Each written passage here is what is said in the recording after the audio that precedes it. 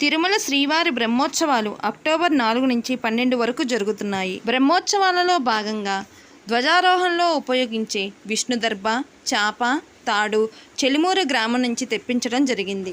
వీటిని వరాహస్వామి అతిథి గృహం వద్ద ఉన్న టీటీడీ అటవీ విభాగ కార్యాలయం నుంచి ఊరేగింపుగా శ్రీవారి ఆలయానికి తీసుకువచ్చారు. అక్టోబర్ 4వ తేదీన జరిగే ధ్వజారోహణలో వీటిని ఉపయోగిస్తారు. ధ్వజారోహణకు దర్భ, చాప, తాడు కీలకం.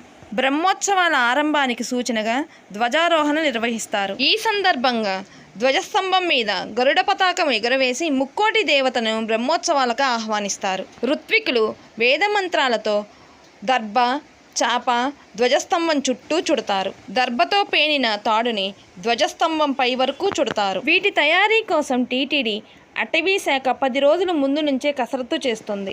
దర్భలో శివదర్భ, విష్ణుదర్భ అనే 2 రకాలు ఉండగా తిరుమలలో విష్ణుదర్భను మాత్రమే ఉపయోగిస్తారు.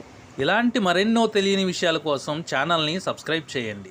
తెలుగు గడ్డ మీద నారాయణ అనని నరుడు లేడు.